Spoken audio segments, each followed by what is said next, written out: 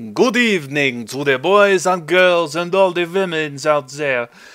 Well, this once again is your prolific teacher, Dr. House. And today I am going to try to decide on an accent and teach you how to create world models from view models. All of the time, I see releases up on the game Banana saying that, oh my god, I'm sorry, no world models this time. Fuck you! Okay, world models is one of the easiest things to do, and today I'm going to show you exactly how to do that. Now, prerequisites, if you don't know what that is, you must have it in order to do it. The end. So prerequisites, you must have an existing view model, no shit. And you must have a world model decompiled as well. One that you like the animations of or whatever. But yeah, so you start on by opening an existing world model, like this scar here. And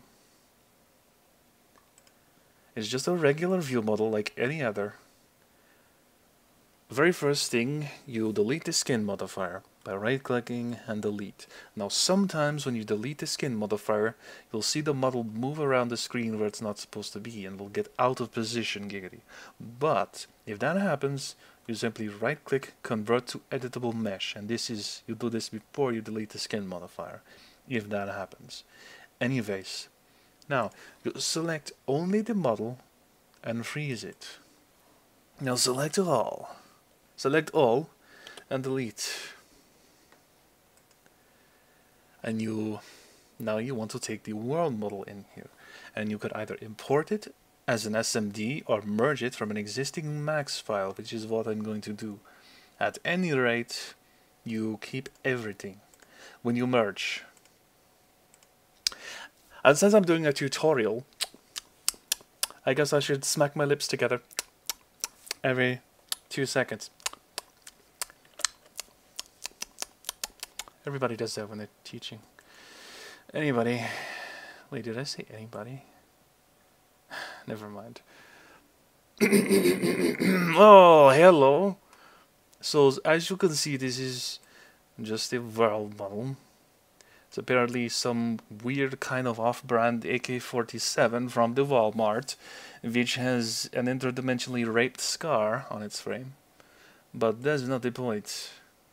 The point is, I have no idea.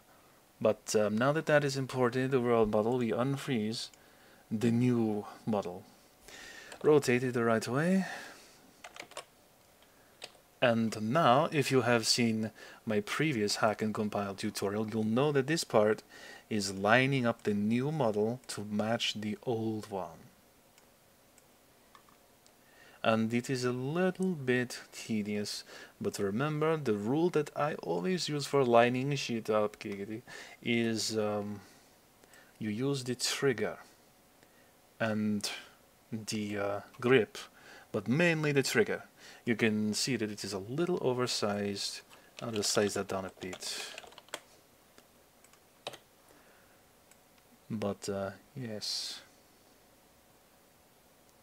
As you can see, I'm trying to make the very top of the trigger guard match with the top of the old trigger guard. And yes, that's basically my technique on lining shit up. That's what she said.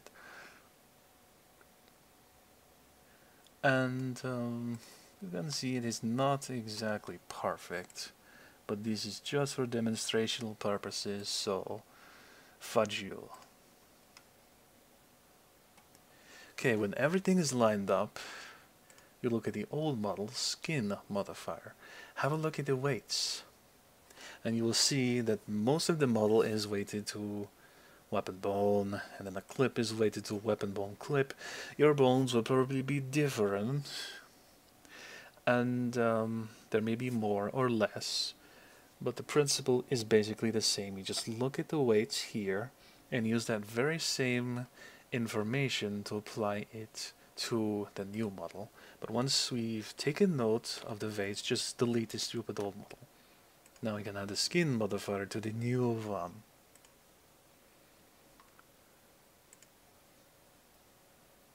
And like I said, do it exactly the same way as the old model was.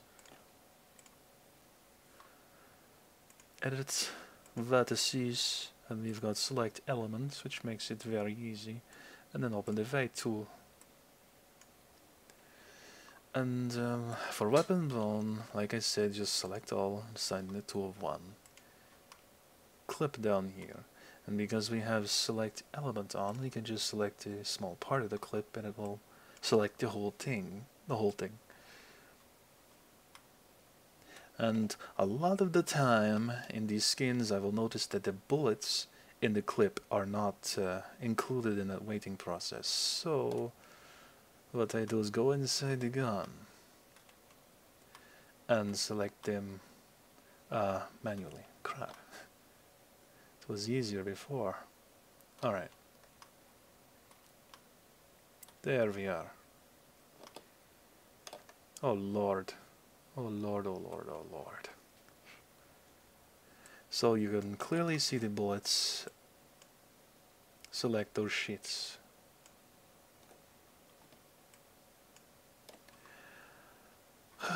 And there must have been some magic in that old stuff top hat. No, I mean there must be another bullet under there somewhere. Let's go transparent. Alt X. Alright then.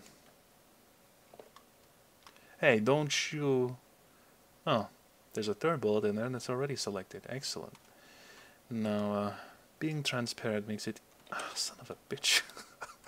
Being transparent makes it easier to make sure that you're not selecting anything you don't want to be part of the clip. And again, Alt X is how you go transparent. Just reminding you.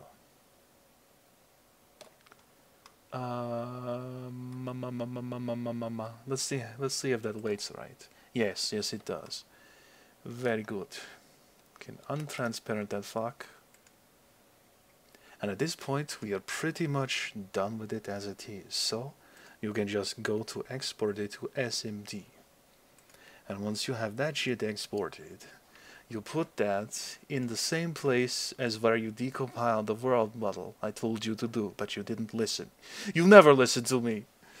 Why do I even bother? But the point is, you put the SMD in the same place you decompiled the old world model. And now you can begin to compile, which is very simple. I'll just explain a couple of things up here. First line, origin 000 minus 90. That rotates the model 90 degrees, which is doing the same thing as adding rotate minus 90 to every sequence line, but it does it in one line. Voila! And make sure you have the right materials lines here. I usually just reuse the V models, which might not be the best idea, but fuck you. What do you know? Got attachments here. And surface prop, I always put weapon in there because it makes it sound like a weapon and behave like a weapon physically, which makes sense, don't you think? And one single sequence line down here, which is the default world animation. It shouldn't really be messed with at all. And from this point, when you've got everything here, it's already ready to compile, and you just compile it using the method I showed you, or whatever you care for. I know everybody's not like me. It's not like... No. Anyway, I hope I have helped some of you out there with this view model to world model tutorial. Go have cookies or something.